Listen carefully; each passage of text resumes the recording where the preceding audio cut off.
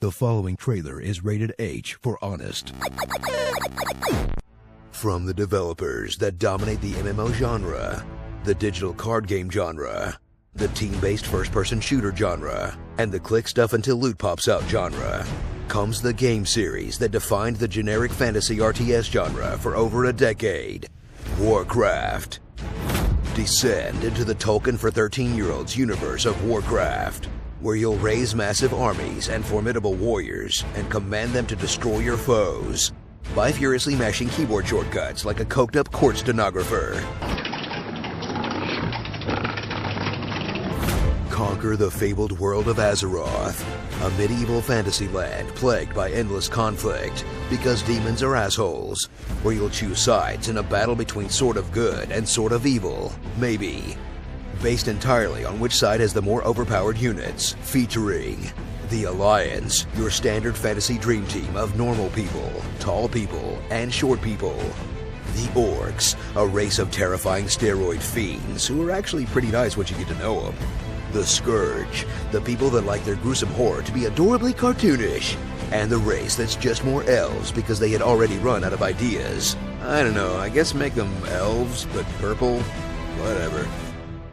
Experience the history of Warcraft's brutal bloodshed firsthand as you dive into a series that spanned a decade while only really putting out 3 games, like the original title that started the franchise, which plays surprisingly well even 20 years later, the sequel that introduced an entire generation to the joys of the online RTS, if you could ever get it to connect to anything, and the third game that reinvigorated the genre with hero units, special troops with unique abilities that added even more micromanagement to a game that already felt like herding cats blindfolded, and an unprecedented modding system that allowed immense player creativity, and eventually led to the creation of the MOBA. That pretty much killed the RTS genre entirely. Good going, guys. Blast through the Warcraft campaign modes. Overly elaborate storylines designed to justify a series of epic battles, with boring story-focused chapters where you'll click a set group of units through a map until everything's dead, and much better levels where you'll actually build up your base, then employ careful unit compositions and detailed tactics to take down your enemies, or just spend half an hour hitting the unit cap, then attack move to the other side of the map, while you experience the real draw of the Warcraft series, clicking on dudes until they say funny stuff.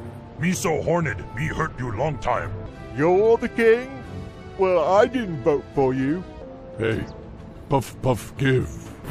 Once you've developed your master strategies offline, head into the online mode where none of that will work, and you'll face cheesy tactics like early timing attacks, mass summoner strategies, and tower rushes. But mostly you'll just get destroyed by people who can hit keys faster than you, until you learn to stick to 2v2s like the casual that you are. Trust me, it's better for everyone this way. So strap on your replica Frostmourne, practicing Zug Zug, and get ready to craft some wars for the last time. Because the way this movie's reviewing, it looks like it just might bury the franchise forever. Starring Lich Bitch, 500-pound beef patty, Make Azeroth great again, Glaives McEdgeman, Birdman, Short Stack, Most of the Porn, Treebeard, Thrall in the Family, and a bunch of forgettable demons. Craft macaroni and war. You know you love it. Huh, I wonder if the sheep say something funny too. Let me just click them a couple of times and oh no. Oh jeez. Oh, why? Be sure to subscribe for more honest game trailers. And tell me what you'd like to hear me say in my awesome voice.